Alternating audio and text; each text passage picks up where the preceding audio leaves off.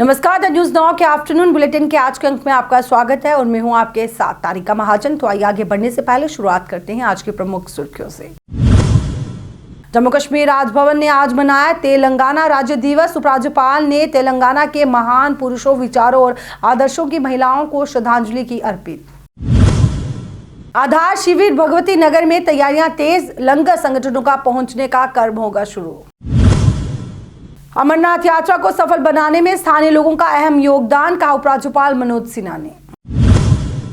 पुंछ में पकड़े गए घुसपैठियों से घंटों पूछताछ, मुठभेड़ के दौरान एक साथी के अलग होने का खुलासा। सीएमओ श्रीनगर द्वारा आयोजित साइकिलिंग कार्यक्रम किया गया आयोजन। शारीरिक और मानसिक स्वास्थ्य को बढ़ावा देने के लिए इस आयोजन को मनाया गया सफल। अब समाचार विस्तार से। जम्मू कश्मीर राजभवन ने आज तेलंगाना राज्य दिवस मनाया। उपराज्यपाल मनोज सिन्हा की अध्यक्षता में सांस्कृतिक कार्यक्रम में छात्रों, मूल रूप से तेलंगाना के प्रतिष्ठित व्यक्ति विशेष आमंत्रित थे। उपराज्यपाल ने तेलंगाना के महान पुरुषों, विचारों और आदर्शों की महिलाओं को श्रद्धांजलि अर्पित की, जिन्होंने अपनी बुद्धि और बौद्धिक प्रतिभा से देश को रोशन किया। उन्होंने कहा कि भारत के स्वतंत्रता संग्राम के कुछ प्रेरक अध्याय तेलंगाना में लिखे गए हैं। इस मौके पर समृद्ध संस्कृति, साथ ही संगीत, साहित्य, हस्तकला और प्रगतिशील भावना की गौरवशाली परंपरा वाली इस धन्य भूमि के लोगों के अच्छे स्वास्थ्य और साथ ही कल्याण के लिए प्रार्थना की गई। तेलंगाना स्टेटहुड के पावन पर्व पर मैं राज्य के सभी भाई बहनों को अपनी हार्दिक शुभकामनाएं देता हूं। उनकी खुशहाली और अच्छे स्वास्थ्य तथा समृद्धि की कामना करता हूं। 2 जून 2014 की ऐतिहासिक तिथि को महान क्रांतिकारियों, सूरवीरों, साहित्यकारों की धरती तेलंगाना को अलग राज्य का दर्जा मिला और पिछले 9 वर्षों में भारत सरकार और वहाँ के स्थानीय प्रशासन ने उस ऐतिहासिक धरती के विकास अभियान को गति देने का अथक प्रयत्न किया है। वहाँ के नागरिक भी अपनी पूरी क्षमता से उस राज्य को आगे ले जाने की कोशिश, हर संभव कोशिश कर रहे हैं। जम्मू कश्मीर एवं तेलंगाना ये दोनों भगवान शिव की पवित्र धरती हैं।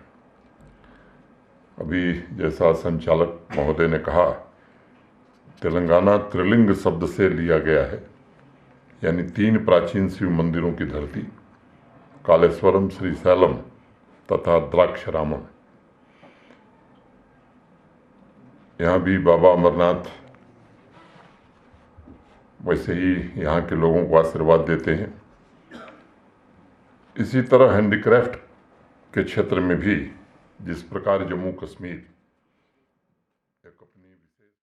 श्री अमरनाथ यात्रा की तैयारियां तेज हो गई हैं। आधार शिविर भगवती नगर जम्मू में मरम्मत और साथ ही अन्य निर्माण कार्य जारी हैं। आधार शिविर के प्रमुख गेट पर स्थापित सुरक्षा कक्ष में 4 एक्सरे जांच मशीनों को स्थापित करने की योजना है। इसके लिए कक्ष का विस्तार किया जा रहा है। यात्रा संबंधी सभी तैयारियों को 15 जून तक पूरा करने के निर्देश दिए गए हैं। आधार शिविर के लंगर हॉल में दीवारों पर टाइल लगाने का काम किया जा रहा है और इसके अलावा मुख्य हॉलों की छतों पर साथ ही पानी की लीकेज को बंद करने के लिए नए सिरे से काम किया जा रहा है। आधार शिविर में सुरक्षा कर्मियों का पहुंचना भी शुरू हो गया है और इसके आसपास के क्षेत्रों में संदिग्ध गतिविधियों की निगरानी बढ़ाई गई है। प्रवेश द्वार लखनपुर से कश्मीर तक जून के आखिरी सप्ताह में लंगर संगठनों का पहुंचना शुरू हो जाएगा, जबकि पारंपरिक बालटाल और पहलगाम ट्रैक पर श्राइन बोर्ड की ओर से 15 जून तक संगठनों को पहुंचने को कहा गया है।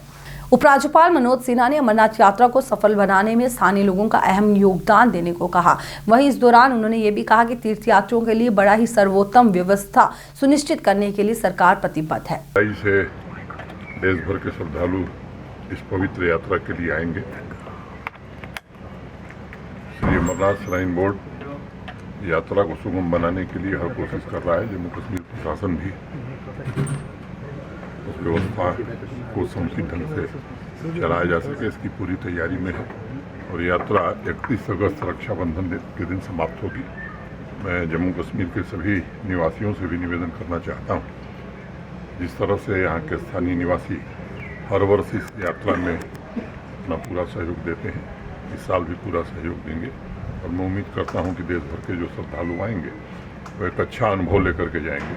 स्वाभाविक रूप से जब यात्री आते हैं तो स्थानीय लोगों को भी रोजगार के बहुत सारे अवसर उपलब्ध होते हैं।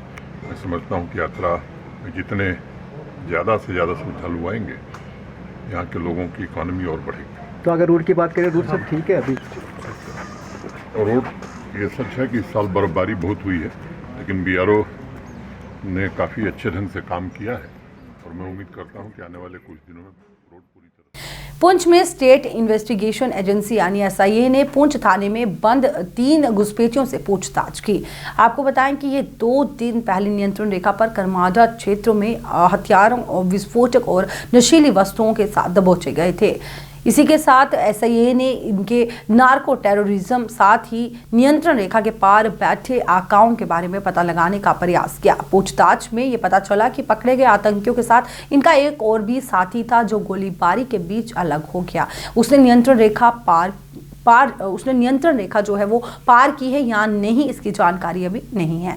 इन तीनों से दोबारा पूछताछ होगी। और साथ ही आपको बताते चले कि जम्मू से 5 सदस्यीय SIA की टीम एक इंस्पेक्टर रैंक के अधिकारी की अगुवाई में पहुंच गई है पुंछ। और आपको बताएं कि यहाँ टीम ने सर्वप्रथम पुलिस अधिकारियों से मुलाकात की। दोपहर बाद थाने में कई घंटों तक करमाडा में नियंत्रण रेखा से दबोचे आतंकियों से पूछताछ की गई।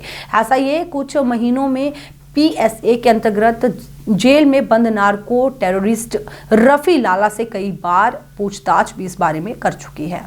राष्ट्रीय स्वास्थ्य मिशन जम्मू कश्मीर निदेशालय स्वास्थ्य सेवा कश्मीर के तत्वाधान में और मुख्य शिक्षा अधिकारी श्रीनगर जिला युवा और साथ ही खेल अधिकारी के सहयोग से श्रीनगर ने स्वास्थ्य के लिए साइकिल विषय के तहत विश्व साइकिल दिवस का आयोजन किया। आयुक्त कश्मीर आबिद हुसैन योग्य संभागीय आयुक्त कश्मीर की ओर से इस अवसर पर मुख्य अतिथि के रूप में उपस्थित हुए और साथ ही साइकिलिंग कार्यक्रम को हरी झंडी दिखाई गई, जिसमें doctor Mohammad Salim Khan HOD SPM GMC Srinagar, doctor कोका राज्य नोडल अधिकारी NHM ने भी इसमें भाग लिया। भाजपा पार्टी इकाई बांदीपुरा द्वारा न्यू रिंग रोड साइट विकास तीर्थ यात्रा कार्यक्रम का दौरा किया गया और आपको बताएं कि काम करने वाले कार्यकर्ताओं की इस दौरान काफी सराहना भी की गई। बांदीपुरा जिले के इतने छोटे से गांव में विकास कार्यों के लिए मोदी सरकार का धन्यवाद भी किया गया। कुछ गाँव है जो प्लान में अब रखे गए हैं, तो अगर देखा जाए कि आज तक उनको मैग्नेटाइज क्यों नहीं हो गए थे। आज किसी सीधी सेंचुरी जो इस वक्त चल रही है, तो कहाँ हमारा कश्मीर होना चाहिए। मगर अगर देखा जाए नेशनल कॉन्फ्रेंस और PDP और कांग्रेस वालों ने उन्होंने क्या किया उन्होंने, तो अगर आज देखा जाए कि आज अब गिले ना कितने काम यहाँ पर हो गया। अगर बांडीपुरा में देखूं कि यहाँ पर अगर देखा जाए कि गुज्जरपति एक गांव है डिस्ट्रिक्ट बांडीपुरा, वहां तक आज रोड निकल गया। 60 साल में क्यों नहीं निकल गया ये रोड? गुज्जर बकरवाल को कोई नहीं पूछ रहा था, तो आज क्यों नहीं, आज तो निकल गया वो रोड। अगर PDP है, नेशनल गवर्नमेंट, अगर देखा जाए कि वो एक IAY PMAY केस एक दे रहे थे एक गरीब बंदे को, उसमें वो 1 लाख रुपए डालते थे, 1 लाख को 10 बंदों को डिस्ट्रीब्यूट करते थे। अगर आप देखिए आज एक बंदे को 1.5 लाख रुपए अकाउंट में आ रहा है और अच्छी तरीके से वो अपना जो 2 मकान के कमरे वो बना रहा है। अगर देखा जाए कि फ्री राशन आप देख लीजिए, किसी ने दिया? आज तक किसी ने नहीं दिया। 60 साल में आप मुझे बताए, चाहे कितने भी मुसीबत आ गई कश्मीर में, मगर किसी ने नहीं दिया। वाहिद एक गवर्नमेंट है वो BJP जिसने ये चीज़ कर दी है। 2000 अकाउंट में आ गए, गरीबों को आ रहे। तो ये चीज़ हमको देखना है कि BJP ने कितने डेवलपमेंट की। ये रिंग रोड का ये नेशनल कॉन्फ्रेंस में ये चीज़ बनता, ये नहीं, ये पैसे जो अपने दुबई के लिए रखते ये पैसे, तो ये लोगों को आज देखना है, लोगों को आज ये गौर फिक्र करना है कि जो BJP हुकूमत है ये कितनी स्मूथ और कितनी अच्छे एकदम आज उठा रही है। ये 1 महीने का प्रोग्राम चल रहा है अभी। सरकार द्वारा जारी शिकारा वालों के लिए नई दरों में कमी के कारण शिकारा यूनियन बहुत परेशान है। शिकारा यूनियन का ये कहना है कि वे पुरानी दरों को बरकरार रखने की मांग करते हैं। वहीं शिकारा वालों ने नई रेट लिस्ट को लेकर काफी चिंता जताई। हमको बढ़ाना चाहिए रेट, उसने नीचे ही घटाया। क्यों? क्या हम सरकार के साथ नहीं है? हम सरकारी आदमी नहीं है? हम उनके साथ नहीं है? क्यों किया इसने ये हमारे साथ नाइंसाफी? क्यों किया इनसे नाइंसाफी? इसको रेट बढ़ाना चाहिए। हमको 1200 रुपये घंटे को करना चाहिए। देखो हमको पसीना आता है शिकारा वालों को, कहाँ कहाँ जाना पड़ता है, कहाँ कहाँ हमको आना पड़ता है, हमको जाना पड़ता है। अपील करता है गवर्नमेंट को, हम गवर्नमेंट को, ये गवर्नमेंट की कोई गलती नहीं है। जो अफसर बैठा है वहाँ जिसने ये रेट रखा है, हम गवर्नमेंट से अपील करता है, उनको ये बोलते हैं भाई हमको क्यों हमारे साथ नाइंसाफी किया है? आप उन अफसरों को पूछो ये आपने क्यों ये गलती किया है? गरीबों पर जुल्म करना चाहिए, वो गरीबों पर मारना चाहिए, सीधा लात मारो हमको।